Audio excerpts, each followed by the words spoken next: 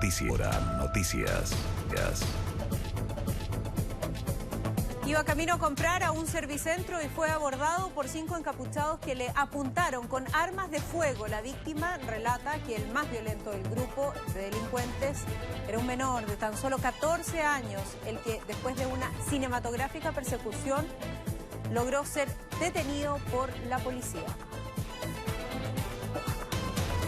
¿Cómo están ustedes? Muy buenas noches y sean bienvenidos a las informaciones. Comenzamos la revisión precisamente de las noticias con esta historia que ya les adelantaba en titulares, el violento robo del que fue víctima una persona que iba a comprar a un servicentro. La nota de apertura, es de Martina Rodríguez y Pablo Abarza.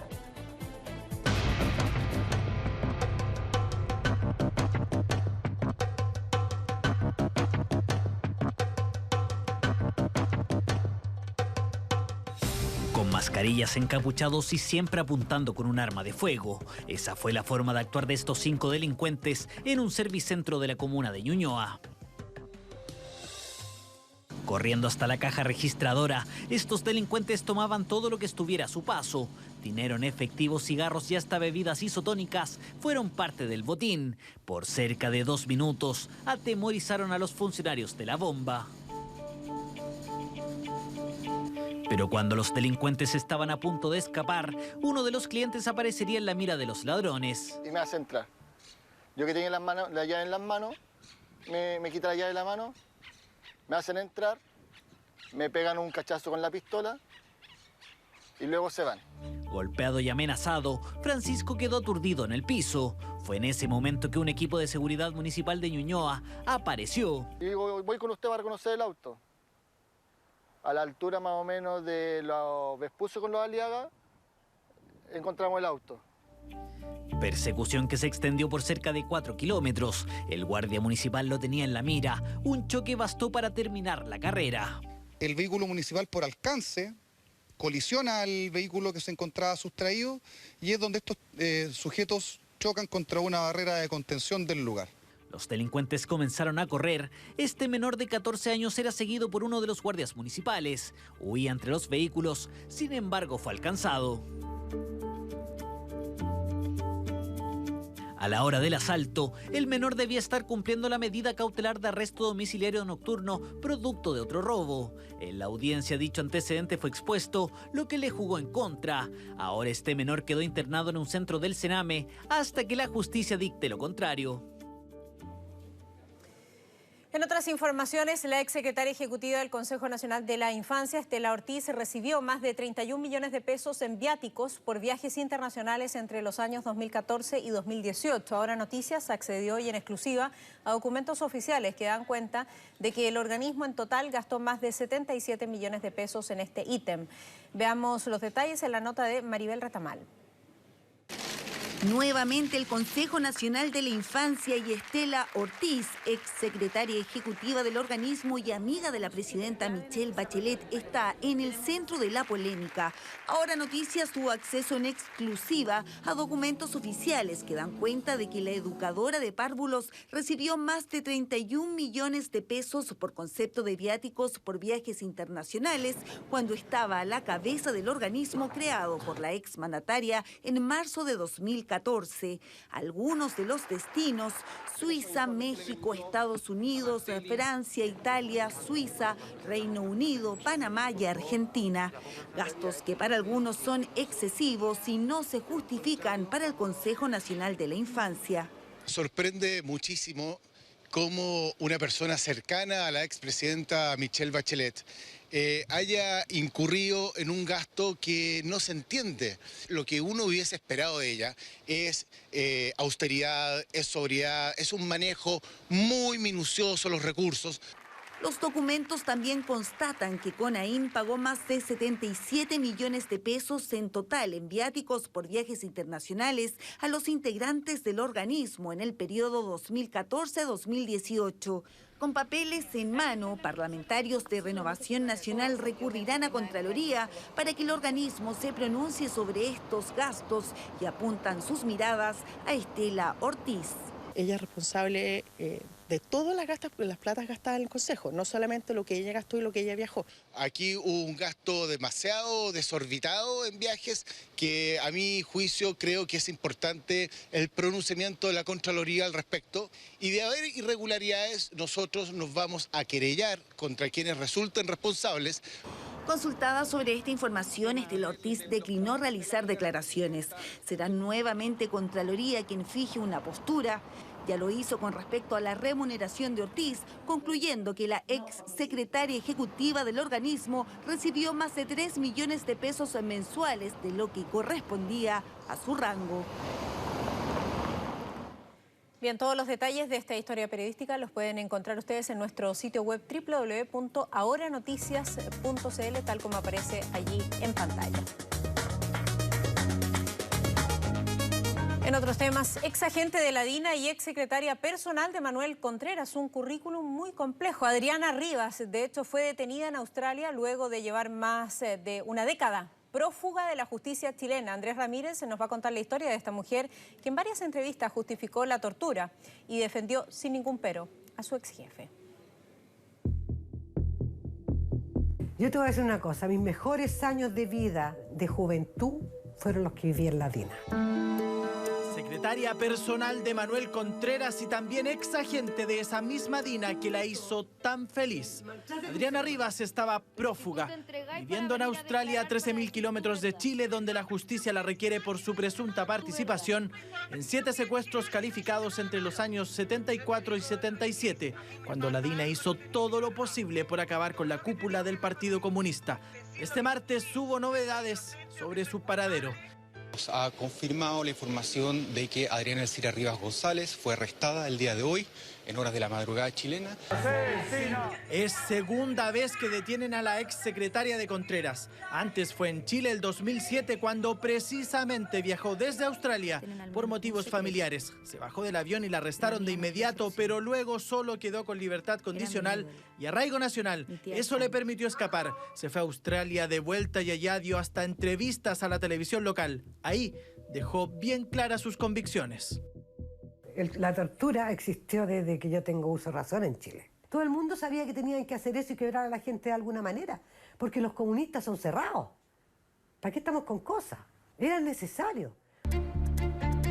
Cuidando niños y de asesora del hogar, esos eran sus trabajos conocidos en Australia. Y el otro era esconderse de la justicia porque desde el 2014 la Corte Suprema de Chile solicitó su extradición.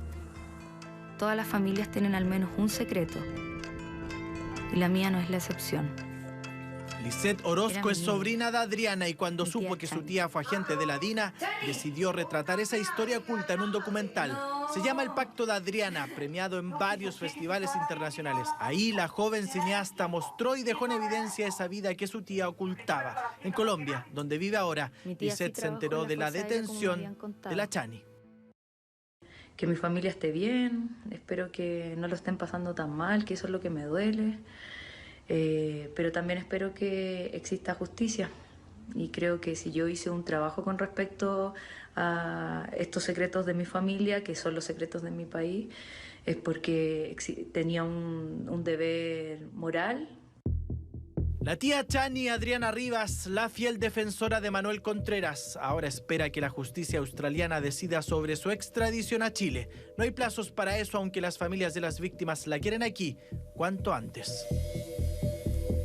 Impresionante la historia, veremos el final que tiene. Como impresionante también es este drama. En prisión preventiva quedó ¿quién sería? El autor material del brutal homicidio de Aylin Fuentes, esta joven que apareció maniatada en el río Claro, en la ciudad de Talca. Según la Fiscalía, solo falta detener al hombre que habría ordenado su asesinato. Veamos el detalle en el informe de Rodrigo Ugarte.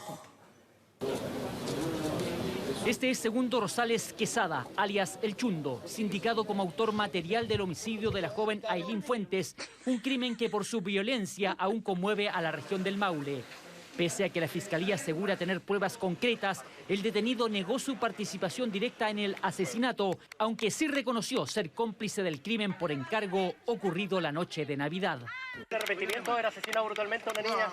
¿Ah? ¿Qué hiciste tú entonces? ¿Cuál fue tu participación? ¿Cuál es tu participación entonces? ¿Cuál es tu participación? No, un cómplice no. ¿Quién la mató? ¿Quién la mató? Rosales quedó en prisión preventiva y se suma a los otros 4 imputados que hace algunas semanas fueron detenidos y formalizados como autores del crimen de la muchacha de 18 años.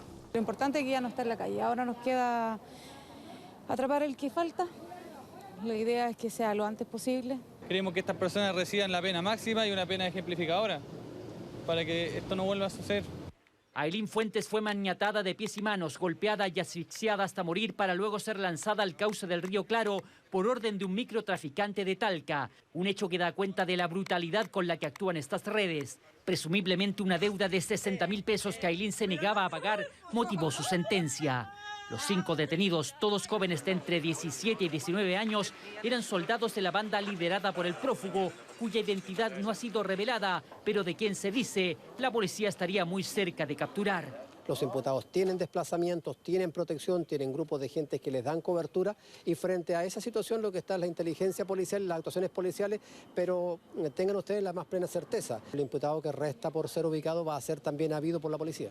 Cabe recordar que la investigación se ha desarrollado gracias a testigos claves que aportaron antecedentes que posibilitaron la identificación de los detenidos, razón suficiente para que estén bajo el programa de protección de víctimas y testigos, ya que habrían recibido amenazas.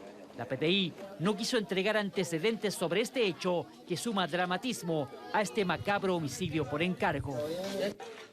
En otras informaciones, más de $5 millones habrían sido defraudados por el excomandante en jefe del ejército Juan Miguel Fuentealba. Esto a juicio de la ministra Romy Rutherford, quien decidiera procesar a la exautoridad castrense. Además, ordenó el embargo de propiedades por el total del monto.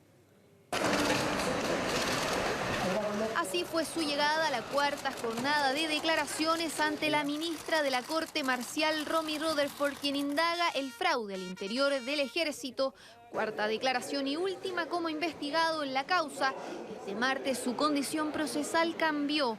El excomandante en jefe del ejército, Juan Miguel Fuentealba, ahora es indagado en calidad de autor de los delitos reiterados de enriquecimiento ilícito, fraude ligado a la ley reservada del cobre y por malversación de caudales públicos. El monto, según la PDI, supera los 3.000 millones de pesos. Sin embargo, su defensa asegura que aún hay mucho que decir. Quedó en prisión preventiva como el usual y nosotros vamos a pedir su libertad mañana. ¿Van a apelar al procesamiento? Nos reservamos el derecho, necesitamos estudiar el autoprocesamiento. Eventualmente vamos a apelar de él probablemente. ¿Ya? Según detalló el Poder Judicial, el ex uniformado fue notificado personalmente de la resolución a la que se llegó tras 2 años de indagatorias de la justicia militar. Viajes acompañados de su cónyuge, ticket aéreos, alojamientos y autos lujosos hablaban de un patrimonio que se alejaba de las posibilidades a las que podía acceder con su sueldo a la cabeza de la institución militar. Evidentemente que aquí no solo se trata de determinar cuánto lo defraudado, sino que también la irresponsabilidad del mundo civil o de las autoridades civiles frente a lo acaecido.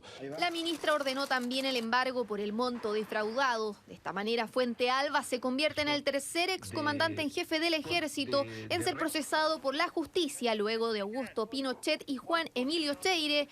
Fuentealba fue trasladado al batallón de policía militar en Peñalolén a la espera de que su defensa pida su libertad bajo fianza.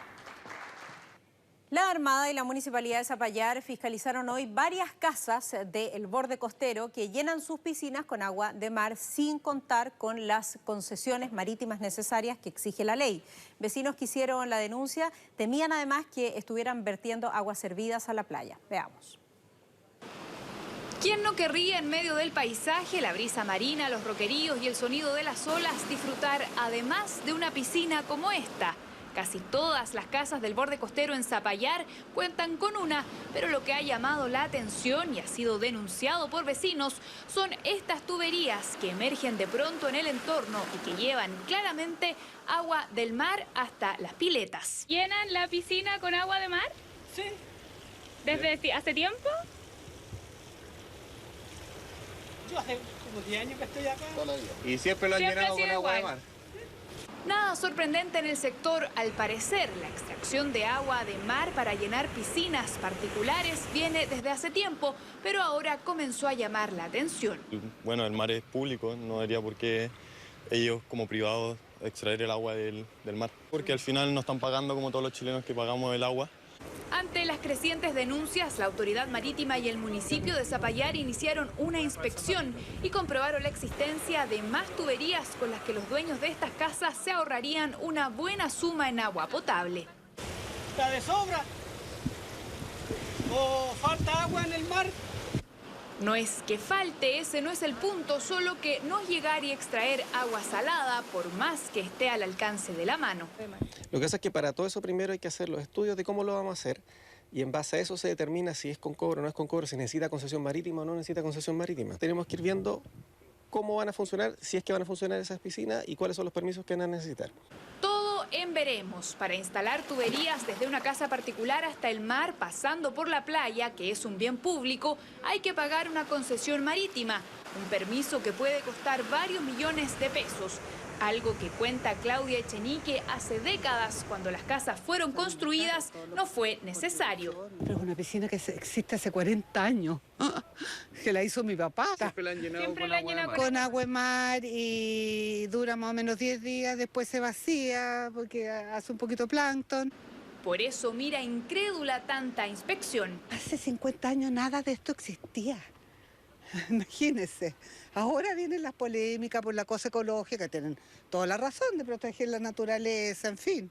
Una polémica en revisión en Zapallar, donde la fiscalización, eso sí, descartó que se estuvieran vertiendo aguas servidas al mar, algo que también preocupaba a los veraneantes del reconocido balneario. Se acerca la fecha para que el presidente Sebastián Piñera pise suelo colombiano y entregue este viernes 8,6 toneladas de medicamentos y alimentos como parte de la ayuda humanitaria a Venezuela. Una iniciativa que ha generado críticas en la oposición, que lo acusó de operador político. Silvia Córdoba nos ha preparado su informe. Buenos días, señoras y señores. Y también va a llegar a última hora, me informó Lucy, que va a llegar la delegación de parlamentarios del Parlamento de Colombia. Los que no dejaron entrar van a estar ahí y pidieron una reunión conmigo. Se acabaron las vacaciones para el presidente Sebastián Piñera, quien esta vez tiene la mirada puesta en la crisis en Venezuela. En el comité político entregó los detalles de su viaje de este viernes a Cúcuta, Colombia, para hacer entrega de la ayuda humanitaria, una acción que ha sido catalogada de populista.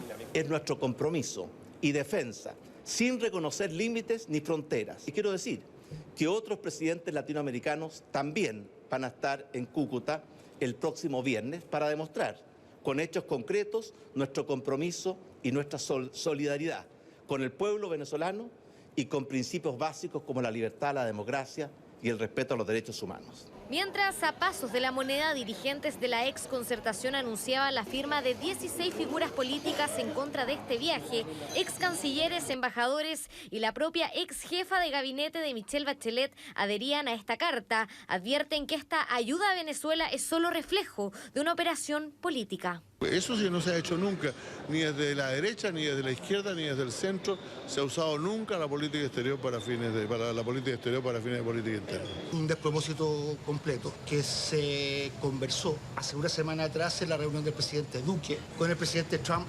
La oposición cuestionó la confirmación de Piñera en la cumbre Prosur, foro que busca reemplazar a UNASUR, que a juicio del mandatario no cumple con los requisitos en materia de derechos humanos. Las críticas de la oposición son en general de una profunda pequeñez. De verdad, a mí me cuesta imaginar que aquí haya una seriedad detrás. Aquí hay un ánimo simplemente de encontrar todo lo malo que hace un gobierno. No nos estamos alineando ni con Estados Unidos ni en contra de Rusia o China. Aquí lo que nosotros nos estamos alineando es con la democracia y con el pueblo venezolano. En marzo serán convocados todos los presidentes de los países de América del Sur, excluyendo a Venezuela. Encuentro que tendrá como sede Chile. Ayuda humanitaria que este viernes y sábado tendrá a Piñera en la frontera de Venezuela, no descartando su asistencia en el cierre del evento de Juan Guaidó. En otros temas, Juan Carlos Cruz, víctima de Fernando Karadima, ya está en Roma para una inédita e importante reunión. Charles Chicluna le pidió al chileno que organizara en el Vaticano un encuentro con víctimas de abusos que se concretará precisamente mañana miércoles. Francisca Sepúlveda nos va a contar más detalles. 12 víctimas de abuso sexual de distintos países ya llegaron al Vaticano para una inédita reunión coordinada nada menos que por el chileno Juan Carlos Cruz. Me alegro que me hayan elegido a mí, o sea, estoy orgulloso de eso, pero lo hago con humildad porque son muchos los que han sufrido. Fue el propio Charles Chicluna quien llamó a Cruz para pedirle que coordinara este encuentro. En entrevista con un medio especializado, Chicluna aseguró que en Chile se abrió una caja de Pandora. Se abrió la tapa, sostuvo, otros tendrán que limpiar el desorden. El ejemplo de Chile realmente, como te digo, aquí en Roma es archiconocido, reconocido y es vergonzoso, la verdad. Voy a hablar también de cómo los obispos chilenos no han aprendido absolutamente nada a pesar de todo lo que les ha pasado. Cruz grabó también, a solicitud del Vaticano, un video de 4 minutos con su testimonio que será mostrado a los 190 obispos de todo el mundo, que el jueves comienzan una cita histórica encabezada por el Papa. El encuentro sobre la protección de los menores en la Iglesia se extenderá hasta el domingo y el tema central es la responsabilidad de los obispos en estos escándalos. Dentro de la Iglesia no pueden haber abusos. Dentro de la Iglesia no pueden haber sacerdotes que se salgan del código del derecho canónico. Por tanto, esos sacerdotes obviamente van a tener que pagar.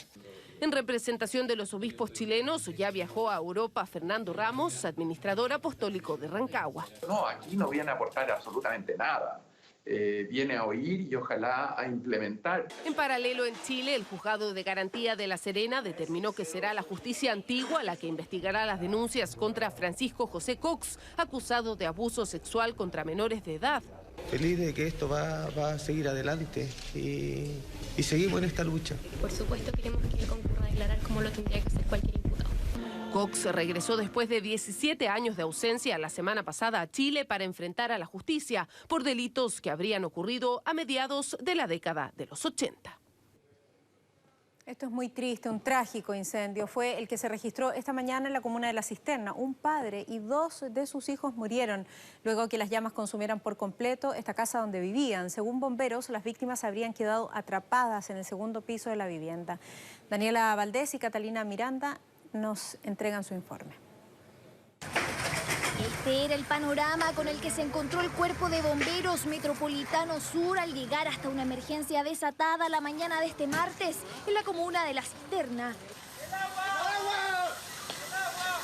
El registro hecho por los propios voluntarios muestra un incendio descontrolado, el que una vez apagado dejó en evidencia una tragedia. Según vecinos, todo comenzó en el segundo piso de la casa. 2 adultos mayores lograron sacar a su nieto de 5 años, pero Esteban Martínez Farías no pudo salir y falleció junto a 2 de sus hijos de 2 y 3 años, debido a que los 3 estaban en el dormitorio de arriba. Una tragedia así, 2 niños pequeños, su papá. Un papá súper amoroso, llevaba todos los días en la mañana a sus niños al jardín. Estaba la vecina gritando que se estaba quemando la casa, que estaban sus nietos adentro con la otra persona. Los niños eran muy simpáticos, cariñosos, realmente una pena. La ventana de la habitación tenía protecciones, a esto se sumó el rápido avance del fuego, lo que imposibilitó la salida de las 3 personas. De verdad que estaba muy fuerte la carga de combustible, ya que en pocos minutos consumió gran parte de la infraestructura de la casa, lamentablemente con los hechos acontecidos del fallecimiento de estas 3 personas.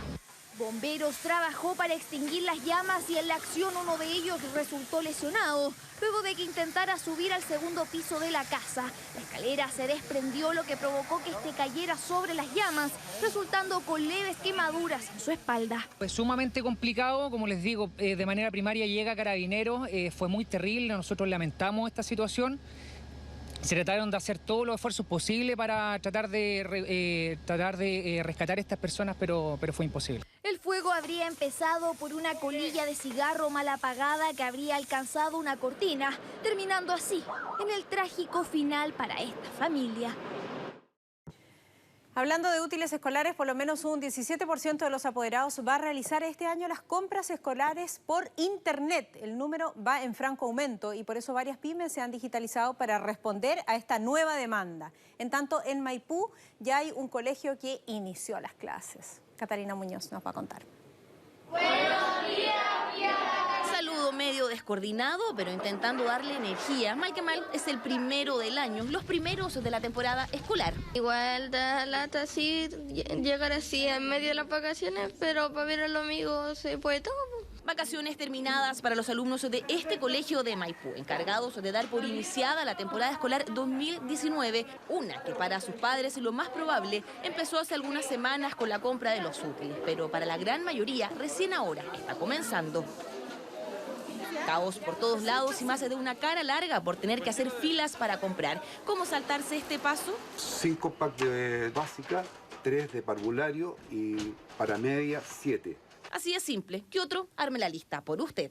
No ir al centro comercial con el sol, con el calor, con el gentío. Puedes trabajar en tu casa desde el lugar de veraneo. 10.000 pesos en promedio por un pack si es que busca lo más básico. Y en tan solo un par de días esta lista.cl permitirá que sin moverse de su casa todo el trámite esté terminado. Ventajas que da el comercio electrónico y que ya hace un par de años es la alternativa para las compras de marzo. Según un estudio de Cahuéscar Lab, el año pasado el 15% de los artículos escolares fueron adquiridos por la web, cifra que este año apunta a crecer un 2%, en donde los productos de librería llevan la delantera, seguido bien de cerca por el calzado y la ropa. Por eso Uniforma, con más de 30 años en el rubro, decidió invertir en la logística que se necesita para hacer funcionar una pyme a través de Internet. El padre simplemente tiene que escribir la estatura y peso para que ya el sistema le recomiende una talla y pueda pedir su uniforme escolar. Y si no le llega a quedar o simplemente no se siente cómodo con esa talla, puede cambiarlo de manera totalmente gratuita. Un sello diferenciador que en este caso ayuda a entregar atención más personalizada y que los padres no tengan que moverse de sus casas. La técnica no es otra que dar calidad de vida a los consumidores. Uno de los motivos que ha hecho que cientos de pymes se estén digitalizando el negocio del futuro para ellos. Las ventas por internet de hecho están creciendo al 30% al año. Nosotros queremos como gobierno que las pymes participen de ese mercado. Y por eso lanzamos este proyecto que va a permitir que 25.000 pymes se digitalicen. Es la forma en que la pyme no muera, pero por estos días lo más importante, la manera de que padres compren rápidamente sus listas escolares y en tan solo un par de clics el regreso a clases no sea un dolor de cabeza.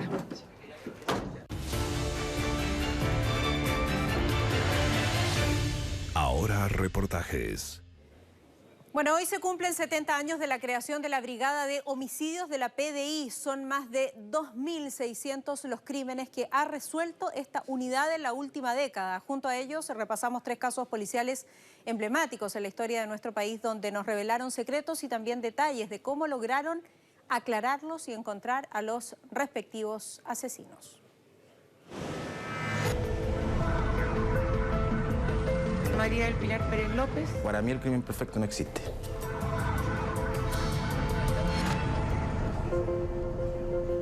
Estas páginas revelan detalles de los crímenes más impactantes investigados por la PDI en las últimas décadas. Puzzles policiales resueltos gracias a pequeños detalles y la ayuda de la ciencia.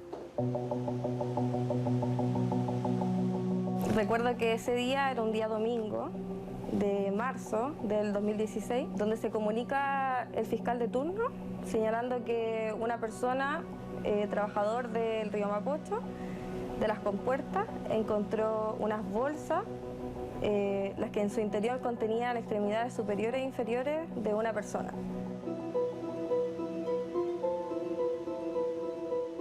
Una pedicure y un tatuaje.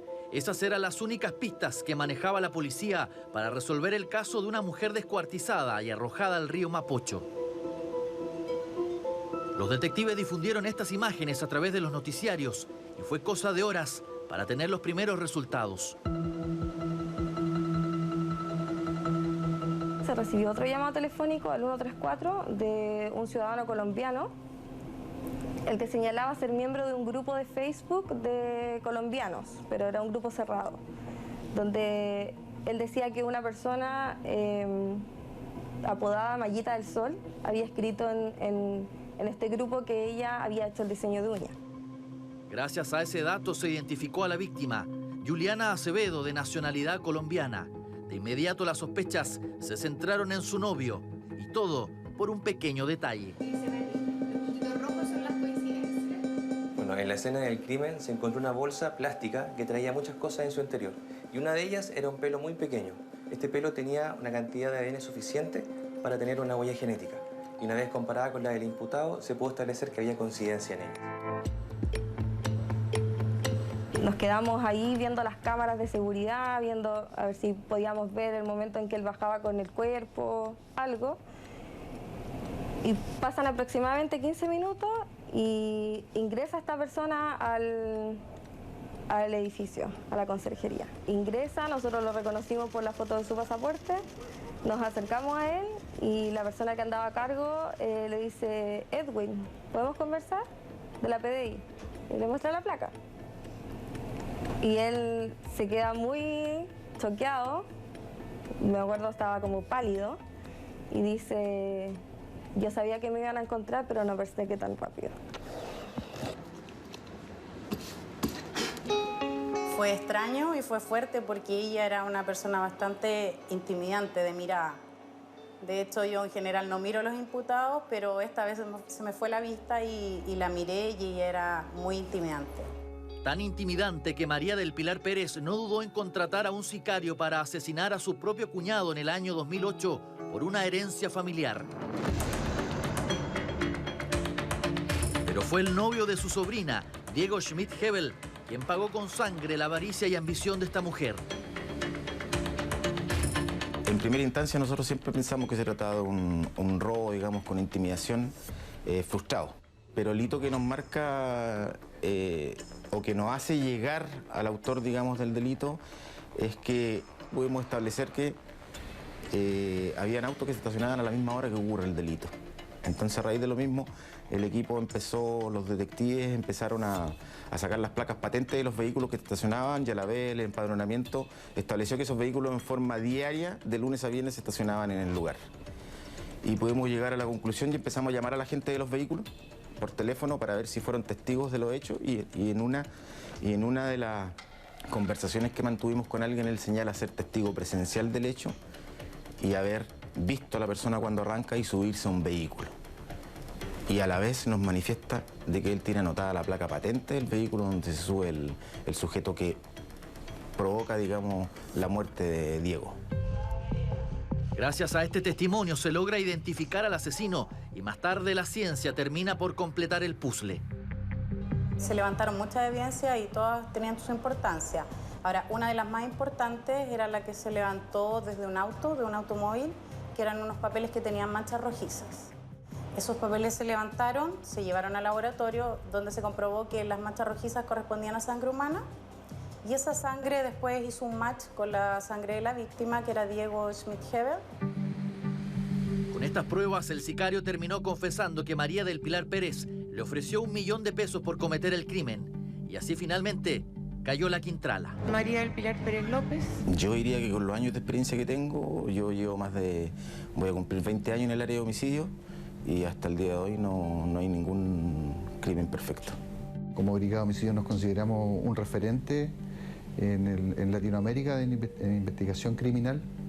Son 70 años en que hemos aplicado toda la ciencia y las técnicas de investigación en el esclarecimiento de este tipo de delitos.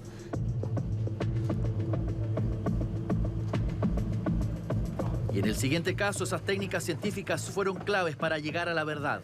El 1 de abril de 2016, Constanza Carreño, de 23 años, murió calcinada al interior de un departamento en Las Condes. Lo que suponía ser un accidente doméstico terminó ocultando un asesinato. Cuando una persona muere producto de un incendio, por lo general muere producto del humo que inhala, no de las llamas.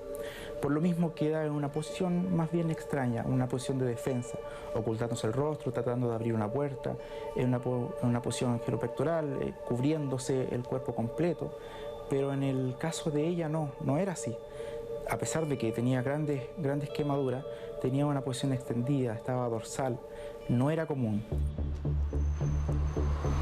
La policía logró determinar que Constanza trabajaba como escort y que ese día había visitado a un cliente en el departamento, un ex cadete que al momento del incendio ayudó a evacuar a otros vecinos del edificio, pero su coartada no pudo con la ciencia. Al lugar de los hechos concurrió un perito que levantó evidencia biológica debajo de las uñas del imputado, como también de una herida que presentaba en el antebrazo. Estas evidencias fueron trabajadas acá en el laboratorio y se estableció que correspondían a mezclas de ADN en el cual había una contribución tanto del imputado como de la víctima. Así se logró determinar que Constanza intentó defenderse y su ADN quedó en el cuerpo del asesino. Cristian Uribe hoy purga una condena de 17 años de cárcel por el crimen que intentó encubrir con un incendio. Cabos sueltos que en la mayoría de los asesinatos permiten que la verdad salga a la luz. A mi juicio no existe crimen perfecto. Ya de regreso para contarles a ustedes que durante medio siglo fue uno de los diseñadores más importantes del mundo, ícono de la creatividad y nuevas tendencias en la moda, pero también muy conocido por sus controvertidas declaraciones. A los 85 años murió Karl Lagerfeld, el hombre que resucitó de las cenizas a la marca Chanel y que hoy es recordado en todo el mundo. Florencia Vial con el informe.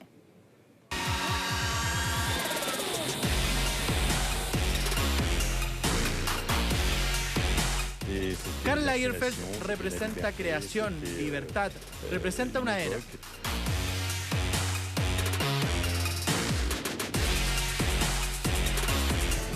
Su famosa cola blanca, sus guantes, su perfil, ícono de la moda, de aspecto inconfundible y frases lapidarias. El diseñador alemán Karl Lagerfeld transformó el mundo de la moda, revolucionó las pasarelas y por algo lo llamaban el Kaiser de la industria, el mismo que hoy murió a los 85 años. La moda tiene que ir cambiando. Si no cambia con el tiempo, la moda estaría perdida. Comenzó su carrera en 1954 cuando ganó un concurso de diseño de abrigos, pero se hizo famoso tras revivir la marca Chanel en los años 80, la misma que lo llevaría a liderar los próximos 50 años en las pasarelas. Sus colecciones vistieron desde a Cindy Crawford, pasando por Claudia Schiffer hasta Kylie Jenner y Bella Hadid. El Kaiser creaba 10 colecciones anuales para la casa francesa Chanel y otras 2 para la italiana Fendi. Él mismo se definía como una máquina. Lagerfeld era una figura notable. Más allá de todo su trabajo en Chanel, tenía una personalidad única. Un hombre de ego alto y que en varias ocasiones sus palabras causaron polémicas. Crítico con el peso de las modelos, no le gustaban los hombres bajos, tampoco lo anticuado. Pero al mismo tiempo, un diseñador de energía inagotable, de creatividad pocas veces vista y talento que hoy es recordado en redes sociales. Si bien todavía no hay parte médico, según el medio británico Daily Mail, Lagerfeld había recibido tratamiento por cáncer de páncreas que le habría desencadenado un deterioro progresivo. Un hombre que por más de 35 años fue el director artístico de la casa Chanel, que logró lo que muchos en la industria no han podido, no pasar de moda, y el que firmó su legado con su propio look. Adiós a la colita blanca, corbata y collar, guantes y claro, sus icónicos anteojos negros. Bien, lo que muchos están esperando precisamente es saber qué sucedió con el primer concierto en Chile de Luis Miguel de esta serie de 4 en esta oportunidad en este año 2019. Cerca de 1 minuto de aplausos recibió el Sol de México. Observen la cantidad de teléfonos celulares grabando el ingreso de él al escenario. ¿A qué horas partió el show? A las 21:26. Escuchemos qué es lo importante, veamos cómo está su voz.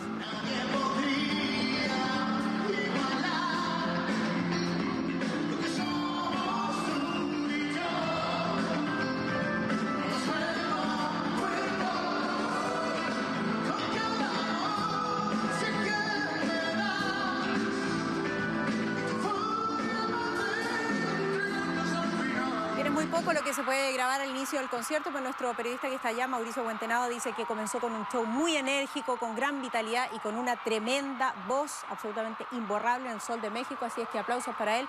Nos quedan todavía 3 oportunidades más para verlo en escena.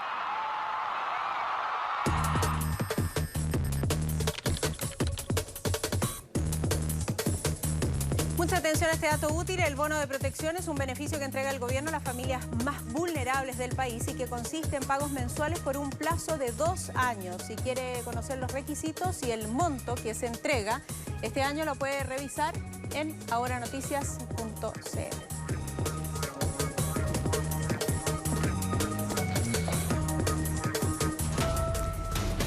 Ya nos estamos despidiendo. Muchísimas gracias por acompañarnos en esta edición y nos volvemos a encontrar mañana. Quédense aquí en la sintonía de Tele.